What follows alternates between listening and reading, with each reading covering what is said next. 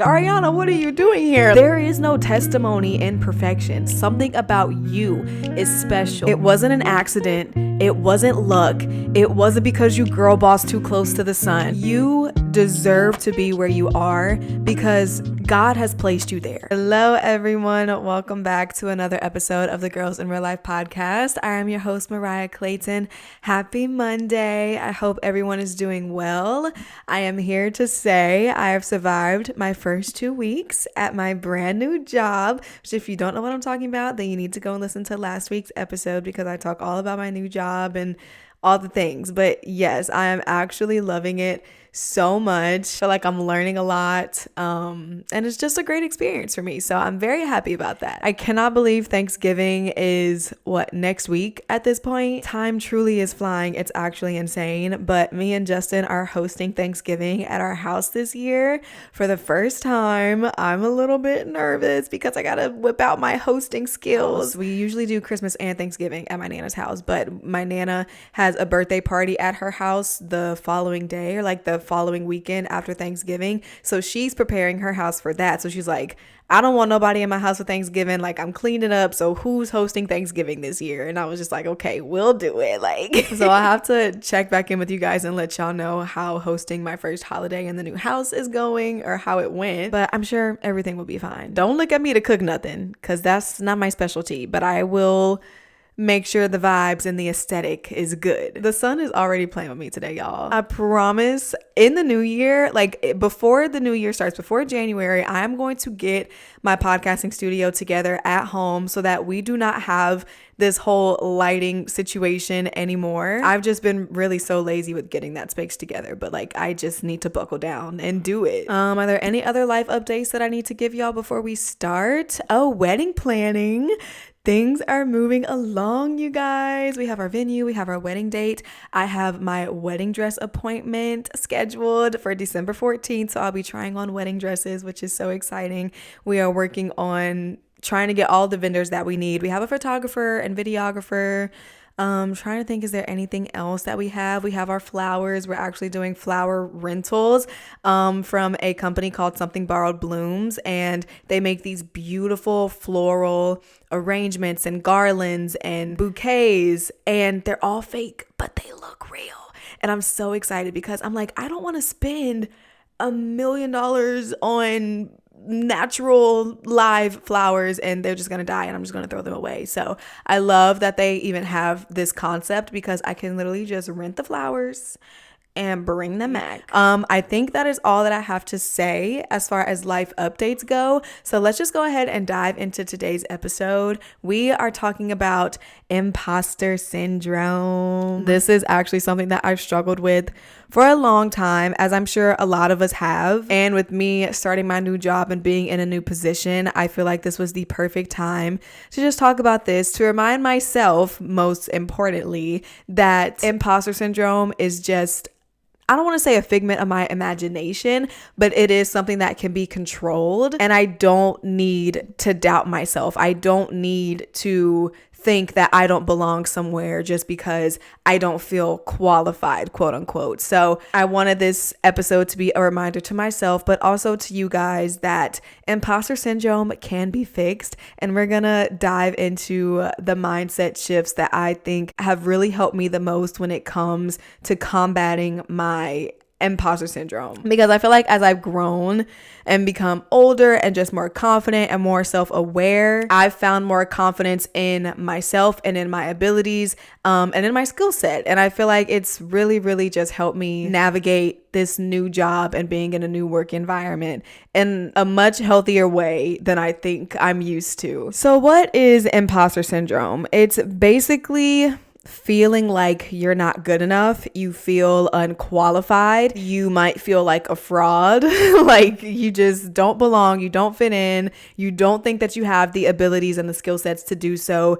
even though you've proven to yourself time and time again that you actually do. It's like you have the evidence of success, but in your mind, you don't believe that you are successful because maybe you think it was just luck. Maybe you think you don't deserve it. Maybe you think that you don't have all the qualifications that you need in order to really succeed in the space that you're in. So in more or less words, it really is just a trick that your mind plays on you in order to make you feel less than. I found this statistic when I was researching this topic, and it says that over 70% of people have admitted to feeling or experiencing imposter syndrome. That's a lot of people. That's like almost everyone. So it's a very common thing that a lot of people experience, even the most successful people in the world. And when you experience imposter syndrome, one of two things can happen. It can cause you to have a lot of anxiety, which in turn causes you to put off whatever it is that you need to do, whether it be work related,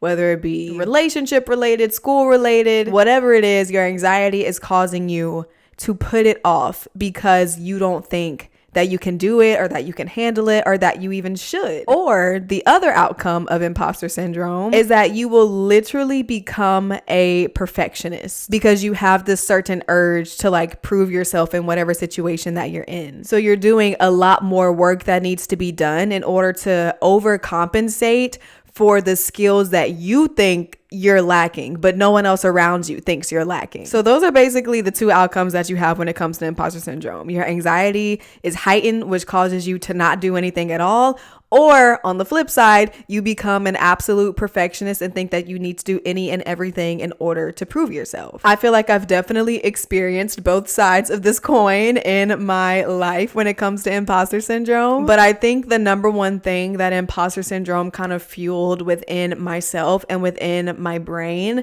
was just this overwhelming sense of self-doubt. I had a lot of thoughts in my mind several different times in my life where I just felt like I wasn't good enough, where I felt like there were other people who were more qualified than me, where I felt like I just didn't measure up in the situations that I found myself in, because I feel like my entire life is me just girl bossing too close to the sun, and I just fall into these circumstances that I feel like in my mind, I shouldn't even be in this space, right? So let me give you guys an example. The first thing being, I was a volleyball player growing up. I always knew that I wanted to play volleyball in college, but in high school, I never got recruited. Nobody was checking for me. It wasn't that I wasn't good. It was just I did not do what I needed to do as far as recruiting wise, because I didn't even know what that process entailed. Nobody in my family had played collegiate volleyball before. So it was just like what is it the saying? Uncharted territory. So yeah, the person that I am, I shoot my shot at a coach at a local college here in Baton Rouge, and I was just like, hey, I don't know if you have any spots on your team, but I would love to be a walk-on and just like practice and, you know, just basically do whatever I need to do in order to like be a part of this team. I was like, I don't know if you have any scholarships or if this is even possible, but like I want to be on your team. And I had to do like a few different tryouts, had to do like a couple open gyms with the girls, but eventually I ended up being on the team as a walk-on. And it just so happened, it was like the perfect storm happened. And someone who was recruited and committed to the college that I went to, they ended up going somewhere else. So now my coach has this random scholarship available. Wasn't even supposed to happen. She calls me in her office and she's like, I want to give this scholarship to you. I feel like you've been working really hard over the summer and you've proven yourself, and this will be a 1-year scholarship, and next year, you know, we'll talk about renewing it. So I'm like, okay, bet. Like, I just smuggled a collegiate volleyball scholarship out of thin air. Like, how did this even happen? So of course, honestly, like during my time playing there, I kind of felt like I wasn't as good as everybody else because I wasn't recruited.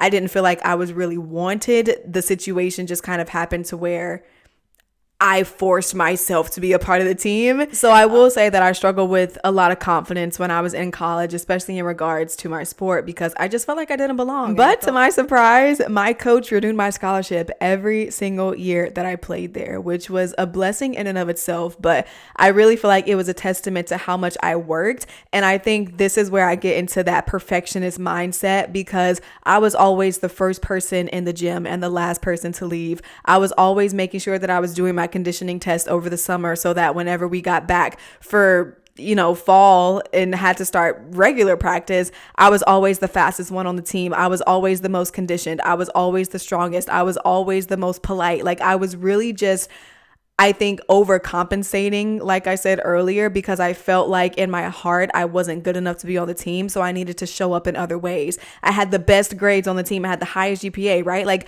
I tried to show up in so many other areas of my life and do so much more additional work in order to prove myself, because I felt like an imposter on a team that I didn't even really have a true spot on, So that's kind of just like one example in my life where I felt imposter syndrome. And another moment in my life where I felt imposter syndrome was when I competed at Miss USA, because a lot of pageant girls, they start competing in pageants when they're like 6, 7, 8 years old. And that just was not my story. I didn't compete until I was 18 years old. And it wasn't even my decision. It was my sister who forced me to compete in a competition. And from then on out, I kind of caught the pageant bug, so they say. And I became Miss Louisiana USA. I got to compete at Miss USA. I placed top 15, which was just like so insanely crazy. But all throughout that process, again, I felt like I was not good enough because I hadn't been competing in pageants for years. I didn't feel like my makeup was the best, or my hair was the best, or my body was the best. So I always tried,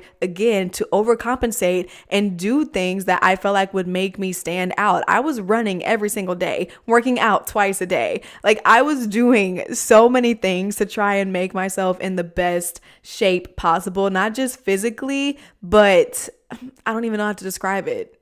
Like, on my resume and stuff as well. Like, I was just trying so hard to be the perfect candidate in a sense. So yeah, needless to say, there are several other moments as well in my life where I have felt not good enough, unqualified, just kind of like luck of the draw. I'm just here by chance. I didn't really deserve this or earn this. So I shouldn't be here, right? Like, it's almost kind of like, Ariana, what are you doing here? Like, I don't even know how I got in certain situations in my life, but I just look up and it's like, I'm just there. And now I feel like I don't even belong here. But the truth of the matter is, and what I've learned as I've grown, it's not just as a woman, but spiritually as well, is that just because other people are out there doing something or doing the same thing as you, or have been doing it for longer, or have certain degrees, that does not take away from your natural ability to do those same things. I had to realize that I have gifts.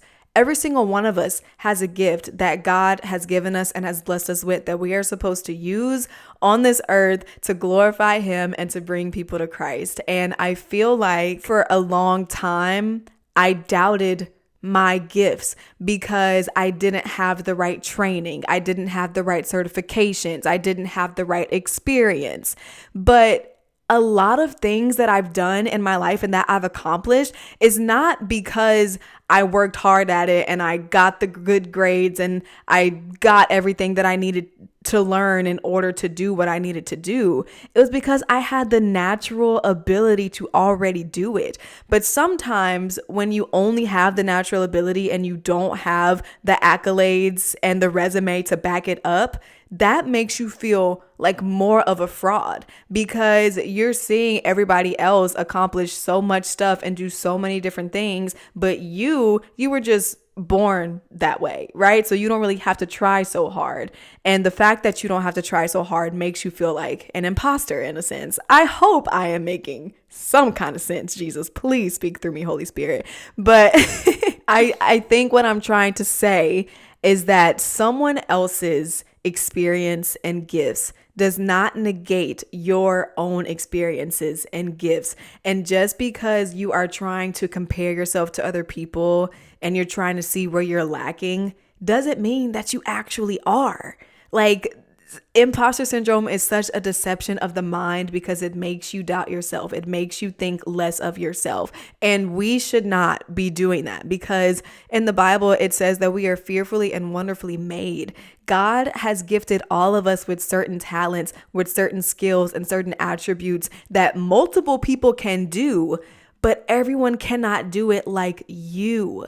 And that is what I had to realize playing volleyball. Just because this person next to me knows how to pass a ball really well doesn't mean that I don't know how to pass a ball really well. In pageants, just because someone can walk really well on stage doesn't mean that I can't walk really well on stage. But a lot of times we find ourselves comparing to each other, and it causes us to think that our abilities and our talents are not good enough. And it's just not true. You deserve to be where you are because God has placed you there. It wasn't an accident. It wasn't luck. It wasn't because you girl boss too close to the sun, right? Like, God places you in positions for specific reasons that you might not even see or understand at that point in time. But God does. And wherever you are in your situation where you feel like an imposter, I promise you, you are supposed to be there, whether it's to learn something, whether it's to help someone, whether it's to gain knowledge and experience. I don't know, but you are there for a reason. And I really hope that by the end of this episode, you are able to embrace the calling that God has placed on your life and overcome these feelings of inadequacy that try to rob you of your success and your joy in your life. Justin was on a panel a couple of weeks ago speaking about tearing the paper ceiling, which is like a campaign that they have to encourage employers to hire people who don't have college degrees. Justin did not graduate from college. Okay, he is a college dropout and he's actually a part of the Tear the Ceiling campaign. So he was on a panel for this. And they were asking him questions. And one of the questions I think was about overcoming imposter syndrome. And when he answered this question, everyone, like, you could hear a pin drop in the room when he answered this question. So he basically started by asking how many people in the room have felt imposter syndrome, and everyone just slowly like raises their hand up, admitting that they felt imposter syndrome at some point in their life. And Justin looks in the audience and he says, "Look around. Almost everyone in here, if not everyone, has their hands raised." And then he goes on to say, "If we're all imposters, then none of us are." And when he said that, everyone in the room just went quiet and was like, "Oh, like, I get it now." And that alone is the mindset shift that I want you to take away from this episode, is that if we're all imposters, if everyone experiences imposter syndrome in some way, shape, or form in their life, then none of us are actually imposters.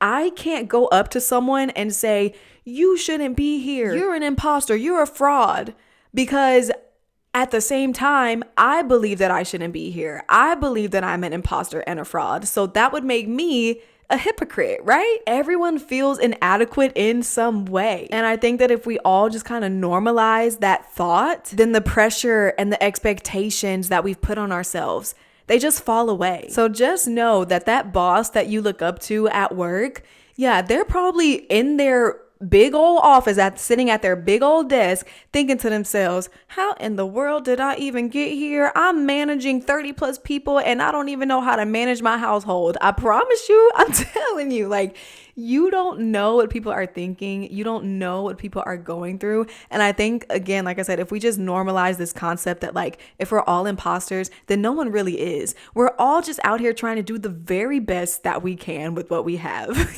And if we focus on progress over perfection, I think a lot of us would be able to defeat our imposter syndrome and our self-doubting thoughts, because we'll realize no one really knows what they're doing. No one has it all figured out. Everyone is just looking around trying to see what the next person is doing and just falling in line. And it's so funny to think, because when you're in middle school and when you're in high school, like, I have little brothers and sisters, they're 12 and 13 years old. Actually, they just made 14, so 13 and 14. Me, and they'll be like, "Mariah, I can't wait until I'm an adult. Like, you just get to do whatever you want, and you just have this nice house, and I think you have everything all figured out, and I want to be just like you." And I literally look at them and laugh, because I'm like, y'all, in my brain, I am still a 14-year-old child like you. Like, I still call mommy and daddy when I don't know how to figure stuff out. I still show up to work every single day, not really knowing exactly what I'm doing, but just trying to pretend like I do. I still don't fully understand taxes and bills and finances. Like, I'm like, y'all, I don't have anything figured out. But they, from the outside looking in, they think that I do. But in my own heart and in my own brain, I feel like I'm an imposter and they don't even know it. So we just need to normalize the fact that everyone around us has no clue what's going on. And we all just feel like we wound up here by some stroke of luck, by some blessing that God has placed in our lap, right? And because of that, we shouldn't feel pressure to have everything figured out, because newsflash, no one else does. Again, reframing our mindset. Imposter syndrome, experiencing it does not mean that you're unqualified and that you're not good enough. What we really should be thinking is that having imposter syndrome means that I'm pushing myself out of my comfort zone and I'm growing. You see how that simple mindset shift can just change everything? You go from feeling unqualified and feeling like you're not supposed to be here to understanding that you're learning and growing as a human living life for the first time. You're being brave enough to step out of your comfort zone and actually challenge yourself in a new environment. Imposter syndrome doesn't have to be this negative thing that makes us feel like we're less than. It can be empowering. It can be something that fuels us to think to ourselves, man, I'm really out here doing something I never imagined that I could do, and I'm proud of myself for that. And I can't lie, it's a mindset shift that's going to take a long time for you to get there and to fully understand, just because I think the origin of imposter syndrome has been rooted so negatively and has been talked about so negatively. From a worldly perspective, we believe that imposter syndrome is rooted in comparing yourselves to other people and having a sense of insecurity about yourself. It comes from feeling this pressure from society because we feel like we have to earn our worth and we have to prove ourselves in certain situations. And then on the other hand, there is also a spiritual perspective that I kind of want to talk about, of like, where does imposter syndrome stem from for us spiritually? And a lot of it stems from us doubting God's plan and purpose that He's laid out for our life. Like I said earlier, God has equipped us all with certain gifts and certain skill sets. Sometimes we embrace them and sometimes we just push them away. But I think this is most relevant in situations where you feel like God is calling you to do something, but you don't do it, or you hesitate doing it because you're doubting yourself and you're doubting the abilities that God has naturally placed within you. But you have to know that God does not make mistakes, okay? If God is telling you to do something, He's asking you and telling you to do it for a reason. Before He formed you in your mother's womb, He knew you. He knew what your name was going to be. He knew what you were going to like. He knew what you were not going to like. He knew what quirks you were going to have, what you were going to be good at, what you were not going to be good at. He literally knows everything. So if He's calling you to do something that is outside of your comfort zone, that you don't feel qualified for, that you don't feel good enough for, you don't think that it's not for a good reason? If God has placed you somewhere or is calling you to be placed somewhere, you have to know and believe that He has equipped you for that journey and for the destination. I don't know how many times God has to prove to us over and over again that He doesn't call the qualified. He qualifies the called, which means that He is going to give you every single thing that you feel like you are lacking on your journey to where He wants you to be. So another mindset shift that we need to make when we're faced with something like this is the shift from I'm not good enough to I was chosen for this. And I feel like chosen is such a special word because a lot of times with imposter syndrome, like I said, it comes from a place of self-doubt. It comes from you feeling like you're not good enough. When God calls us chosen, it's like I picked you out of everyone and everything else that I could have picked. I chose you. I called you because something about you is special. And it feels nice to be chosen, right? Like when we're in middle school and PE and they're picking teams for the dodgeball, like nobody wants to be picked last because it's like, oh, well, I'm the only option left, so you have to pick me, right? So being chosen makes us feel special. It makes us feel like, oh, we're the cream of the crop, right? So I think that if we have that mindset shift from I'm not good enough to God literally chose me for this. He literally chose me to go to this job. He chose me to be with this person. He chose me to be a content creator on social media and talk about things that are important to me. He chose me to be a coach. He chose me to be a mother. If we just make that, oh my gosh, y'all, I'm getting like, thank you, Holy Spirit. If we just shift that our mindset from I'm not good enough to God literally chose me for this. I'm literally here for a purpose and for a reason. Again, you guys know I'm reading the Bible. My mom has a Bible study class every single Monday and we're reading through the Bible. But last week I talked about the Israelites being delivered from Egypt by Moses. I kind of want to focus on Moses for a second because when I was reading Exodus and God literally chose Moses to go and set his people free, do y'all know that Moses experienced imposter syndrome? Like God is literally talking to this man from a burning bush and telling him, you're going to go to Egypt and you're going to set free every single person and you're going to deliver them to a land flowing with milk and honey. I know Moses was sitting there like, I know you're not talking about me. Like he felt so inadequate. He did not feel equipped for the job that God was calling him to do. And he even says so in the Bible. When God tells Moses that he needs to go and talk to the Pharaoh in Egypt, he tells God, Lord, I have a speech impediment. Like I stutter. I'm not a good public speaker. Yet you want me to literally go to the Pharaoh of Egypt, the ruler of Egypt, and tell him to let my people go? Why? Why are you choosing me to do this when I am literally the least of these? And it's just so powerful how God will use someone who has an insecurity, who has something that they don't feel good enough about, and uses that to rise them up and feel more confident in that area. Now, I will say God did grant Aaron, Moses' brother, to go with him to the Pharaoh and kind of speak on Moses' behalf. But the more that we get through Exodus and even into Numbers and Deuteronomy, you see Moses talk so much more. And after Aaron, his brother, passes away, he is the one that has to do like all the talking. And he has all these like long monologues and all of these things where he's literally just talking to the people, the Israelites. And he went from doubting God in his purpose of like what he was supposed to do, like, God, I can't do this, I don't speak well, I'm not going to be able to get the message across, to literally delivering an entire group of people to the land flowing of milk and honey while giving them the 10 commandments, while interceding on their behalf and going to God to pray for them because the Israelites are being stupid, right? Like he did so much on this journey that he didn't even think was even possible.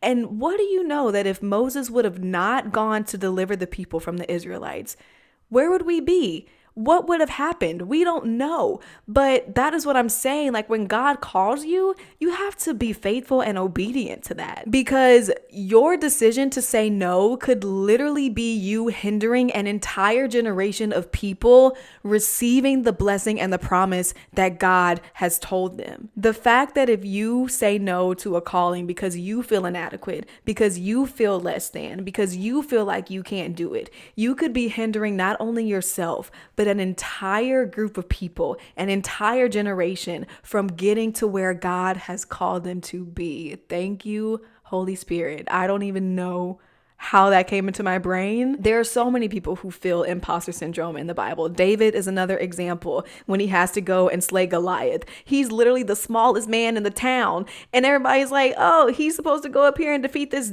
6'9" giant when he's literally 4 feet tall. Like, come on now. And with a rock of all things, like, it's the way that God has proven to us so many times that he calls the least of us. He calls the ones that people look down on, that people think are not good enough. And he rises them up to places of power and authority for his glory. So you being obedient and doing the thing that God has called you to do, even though you might not feel equipped enough to do it, you would literally be a testament of your faith and your obedience. And someone will see that and notice that and be like, something's different about you. Like, tell me about your God. And that's all Listen, that is all that this is about at the end of the day, is to glorify God at the end of everything.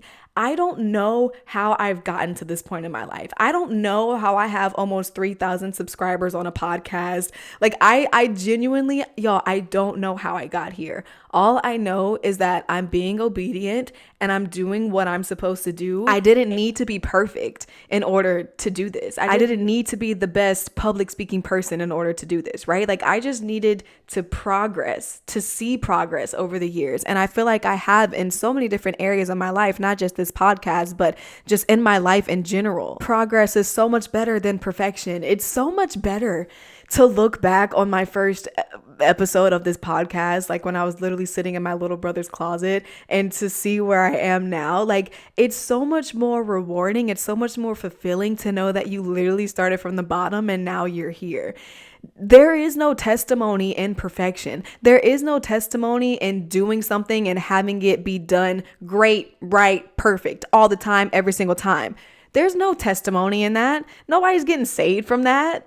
It needs to be messy. It needs to be a work in progress, because if it's not, how can we say it's God? So stop questioning your qualifications. Stop feeling like you're not good enough and start trusting in the plan that God has for your life. I've already been talking for a long time, y'all, but I promise we're almost done. I have 5 practical steps on how we are going to overcome imposter syndrome, and then I'm out of y'all's hair, okay?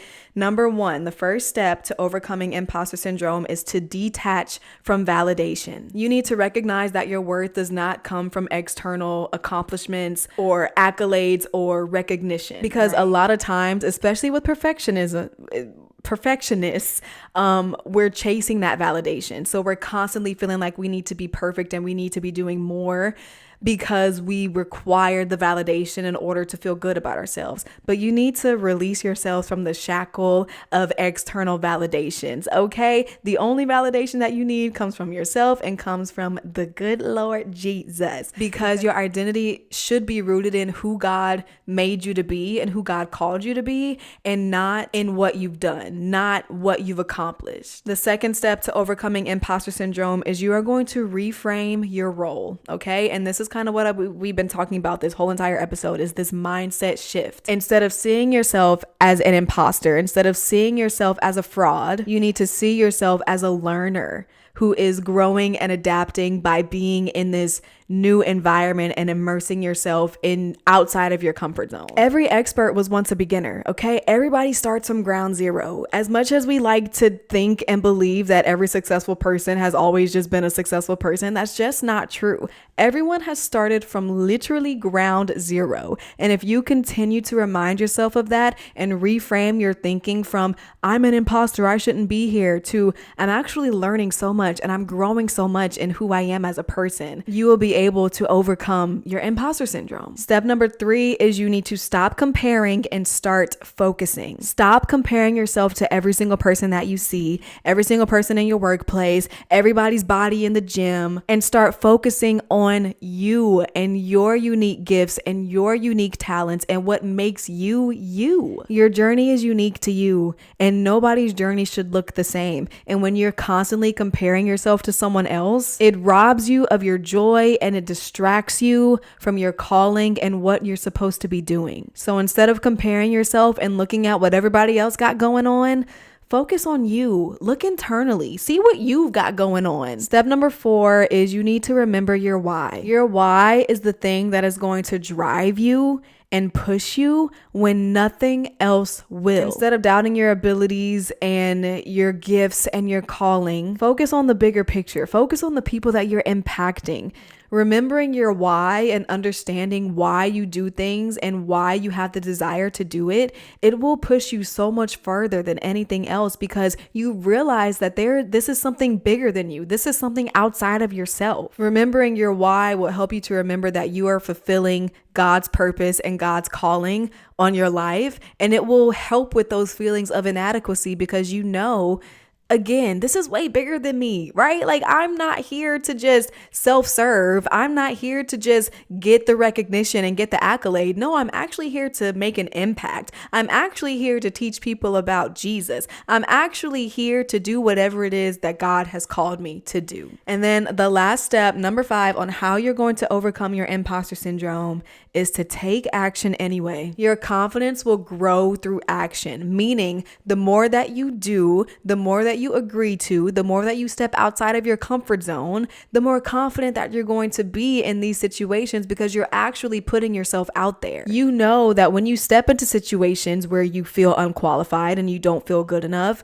God will provide. And even if he doesn't outright provide it to you and open his hand and be like, here you go, you can ask him for it. Be like Moses and be like, but Lord, I'm not a good speaker. Okay. Like, I cannot go to the Egyptians and say, let my people go.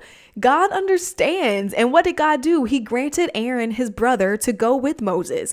And the same for you. If you feel like you're not equipped or you're not ready, ask God to make you ready. Ask God to put you in a position to where you will feel a little bit more comfortable to do whatever it is that he's calling you to do. Because I promise you, he would rather compromise with you than have you hesitate or not do anything at all. So just ask God to help you trust in the gifts that he's naturally given you and to help you maneuver this new situation, this new environment in whatever way that you think you need it. And I promise you, he will provide it. So yeah, that will end this episode. This one was actually a little bit longer than what I wanted it to be. Oh my gosh, I talked and yapped so much, but I feel like this was so important. This was so needed, especially for me, like I said. But the last thing that I want to leave you guys with is that you're supposed to be here. You deserve to be here.